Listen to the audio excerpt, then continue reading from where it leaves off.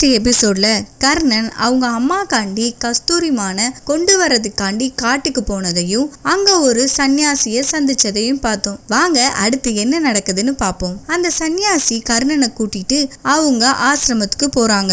அப்போ அவரு குந்தி ஒரு நிமிஷம் வெளியே வா அப்படின்னு சொல்றாங்க. குந்தி வந்து கர்ணனை ரொம்ப ஆச்சரியமா பாக்குறாங்க. அப்படியே அவங்க குழந்தைய பாக்குற மாதிரியே இருக்கு. அவங்களுக்கு உடனே பழசெல்லாம் ஞாபகம் வருது. குந்தி யாரு வந்திருக்கான்னு பாரு. குந்தி யார் இந்த சின்ன பையன்? இவன் சின்ன பையன் இல்ல குந்தி, பெரிய வில்வீரன். இவன் பேரு கர்ணன். காட்டுல கஸ்தூரிமான பிடிக்க வந்தான். நான் தான் இவனை எங்க ஆசிரமத்துக்கு விருந்துக்கு வான்னு கூப்பிட்டேன். அதான் கூப்பிட்ட உடனே வந்துட்டான். கர்ணா, இவங்க தான் என் மனைவி குந்தி. உங்களுக்கு தெரியுமா, ஒரு கரடியை என் கையால செத்தே போயிருக்கோம். ஆனா இவர் தான் வந்து அந்த கரடியை காப்பாத்தினாரு. இவரும் பெரிய மகான் தான். குந்தி கர்ணன் கிட்ட, நீங்க எங்க இருந்து வரீங்க வில்வீரரே? அந்த மலைக்கு பின்னாடி ஒரு கிராமம் இருக்கு, சகுபத்ர். அங்கதான் நான் தங்கி இருக்கேன். நீங்களும் அந்த பேரை கேள்விப்பட்டிருக்கலையா? இவரும் கேள்விப்பட்டதில்லைன்னு சொன்னாரு. அவ்வளோ தூரத்துல இருந்து நீ தனியாவா வந்த?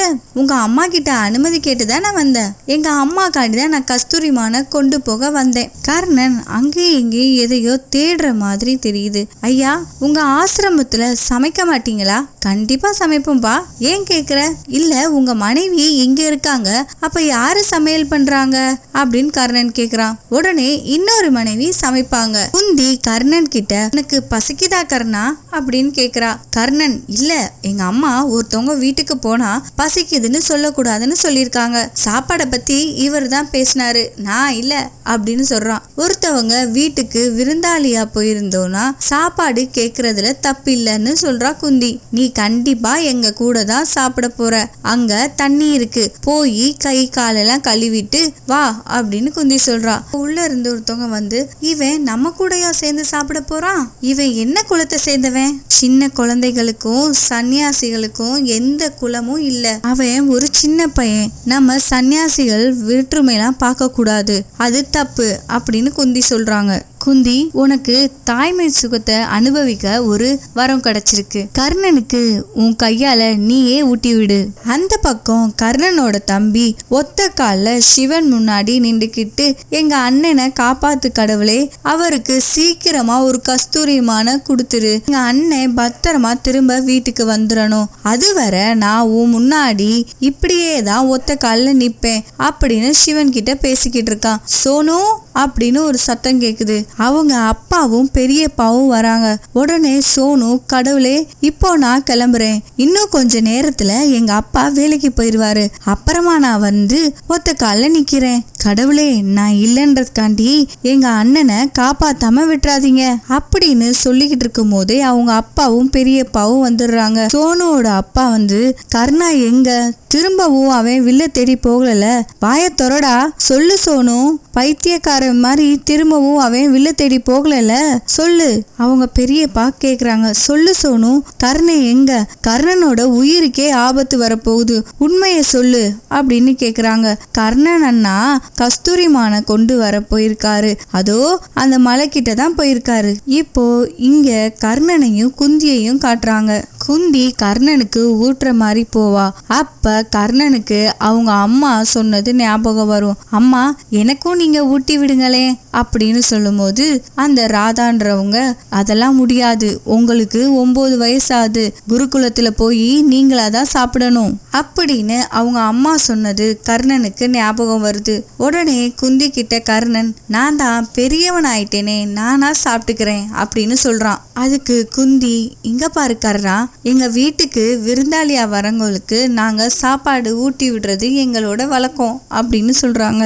சாப்பிடு கர்ணா, இந்தா அப்படின்னு சொல்லி குந்தி ரொம்ப பாசமா கர்ணனுக்கு ஊட்டி விடுறாங்க. அப்போ கர்ணனோட கண்ணெல்லாம் கலங்குது. குந்தி ரொம்ப பாசமா கர்ணனை பாத்துக்கிறாங்க. அவனுக்கு விளையாட்டு காட்டிக்கிட்டே அப்படியே ஊட்டி விடுறாங்க. இந்த கர்ணனோட அப்பா கர்ணனை கூட்டிட்டு வர்றதுக்காண்டி அவனும் அவங்க பெரியப்பாவும் கிளம்புறாங்க. உடனே ராதா, நீங்க எங்க போறீங்க? எங்களை விட்டுட்டு. கர்ணன் அவனா வந்துருவான், அவனை பத்தி நீங்க இவ்வளவு கவலைப்பட வேண்டிய அவசியம் இல்ல. உடனே கர்ணனோட பெரியப்பா வந்து, இங்க பாரு ராதா, ஒரு வைர வியாபாரி கிட்ட ஒரு முட்டாள் வைரத்தை கொடுத்து பணம் வேணும்னு கேட்டானா. அதுக்கு இது வைரமே இல்லைன்னு சொல்லி அவனை ஏமாத்தி தூக்கி போட்டானா. அது உடஞ்சே போச்சு. பக்கத்துல இருக்க கல்லு கேட்டுச்சான், நீதான் நிஜமான வைரமாச்சே, ஏன் உடஞ்சு போனன்னு. அதுக்கு வைரம் என் மதிப்பு தெரியாம ஒருத்தன் என்ன தூக்கி போட்டான், அதான் மனசு உடஞ்சு போச்சுன்னு அந்த வைரம் சொல்லிச்சான். அதே மாதிரி தெய்வீக குழந்தையான கர்ணனோட மனசை நீ உடைச்சிடாத ராதா, அப்படி செஞ்சனா இந்த உலகம் உன்னை மன்னிக்கவே மன்னிக்காது அப்படின்னு சொல்லிட்டு அவங்க பெரியப்பாவும் அவங்க அப்பாவும் கர்ணனை தேடி போறாங்க. இப்போ கர்ணனை காட்டுறாங்க. குந்தி கர்ணனை வில் பயிற்சி செய்யற இடத்துக்கு கூட்டிட்டு போறாங்க.